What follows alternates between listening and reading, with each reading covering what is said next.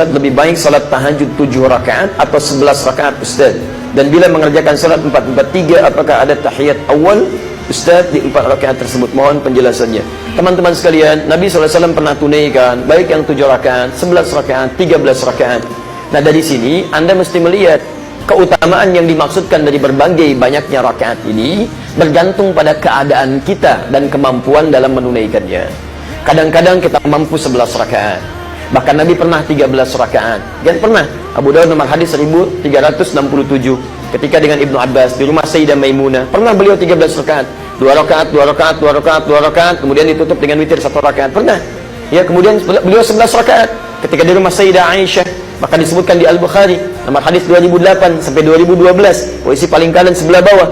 Ya, kemudian kata Sayyidah Aisyah, la tas'alan husnihinna wa tulihinna, jangan ditanya bagaimana bagusnya bacaan Nabi dan panjangnya beliau. Ya, yusalli arba'an, thumma yusalli arba'an, thumma yusalli thalathan. Beliau salat 4 rakaat, 4 rakaat, kemudian 3 rakaat. Jadi berapa rakaat semuanya? 11 rakaat, 4, 4, 3. Pernah lagi ditunaikan di tempat yang lain dengan 2, 2, 2, 2, kemudian 1, gitu kan?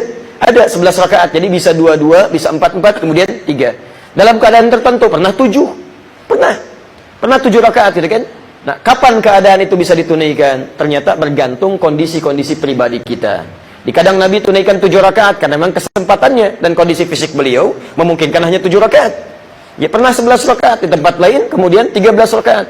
Diambil oleh kita dilihat kapan Nabi menunaikan 7 rakaat, kapan 11 rakaat, kapan 13 rakaat. Di antara kesimpulannya adalah bergantung pada kondisi keadaan kita, sesanggup apa kita bisa mengerjakan itu semua. Jadi kalau Anda misalnya terlampau lelah, kan, kadar kekhusyuannya cukup di 7 rakaat, jangan paksakan 11 rakaat. Begitu 9 rakaat sujud, khusyuk, gitu kan, Masya Allah.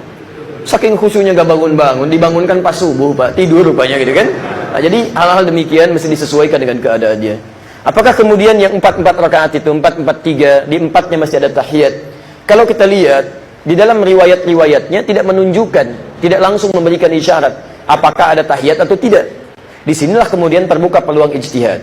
Ada sebagian ulama mengatakan tidak perlu menggunakan tahiyat, dilangsung saja karena kalimatnya arba'an, 4 rakaat, 4 rakaat. Tidak disebutkan tahiyat di situ. Karena tidak disebutkan tahiyatnya, tidak spesifik, maka tidak perlu menggunakan tahiyat. Sekaligus untuk membedakan antara salat dimaksud dengan salat-salat fardu yang lainnya yang menggunakan tahiyat. Maka yang berpemahaman demikian karena luas pemaknaannya, dia menunaikan 4 rakaat tanpa menggunakan tahiyat ula di situ. Di begitu salat yang kedua, rakaat kedua, bangkit kemudian ketiga, dan teruskan yang keempat lalu salam. Jadi 4 rakaat dengan 1 salam, 4 rakaat dengan 1 salam. Ada yang kemudian menyampaikan lagi, justru disebutkan di sini umum arba'an, 4 rakaat, 4 rakaat, tidak disebutkan dengan tahiyat karena memang sudah jelas setiap salat yang lebih daripada 2 rakaat pasti ada tahiyatnya. Contohnya maghrib 3 rakaat. Begitu 3 rakaat bukankah ada tahiyat ula? Kan 2 rakaat tahiyat. Ketiga rakaat tahiyat akhir. Zuhur 4 rakaat, asar 4 rakaat, isya 4 rakaat. Ketika ditunaikan 4 rakaat ada tahiyatnya. Makanya ketika disebutkan salat yang 4 rakaat tidak disebutkan lagi tahiyatnya karena umumnya sifat salat yang 4 rakaat atau 3 rakaat atau lebih daripada 2 rakaat itu ada tahiyat ulanya. Maka yang berpemahaman demikian mereka kemudian memberikan jeda di rakaat yang kedua untuk menunaikan tahiyat ula. Mana di antara dua ini yang benar? Di duanya dalam ilmu tarjih memiliki kekuatan dalil yang sama, seimbang. Karena dalam hadis ini tidak disebutkan secara spesifik, artinya terbuka peluang untuk berijtihad. Silahkan, bagi yang Anda ingin menunaikan tahiyat ulanya boleh, bagi yang tidak juga tidak ada masalah. Yang salah, belum tentu salah, karena hukumnya pun sunnah. Awas, jangan salah menyimpulkan. Ya, kalau orang belum bisa tahajud karena keadaan tertentu, dia tidak berdosa, belum tentu salah. Awas, hati-hati. Yang salah, Allahu a'lam. Masya Allah, paling gampang.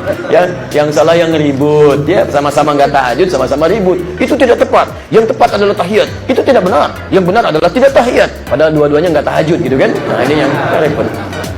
Baik.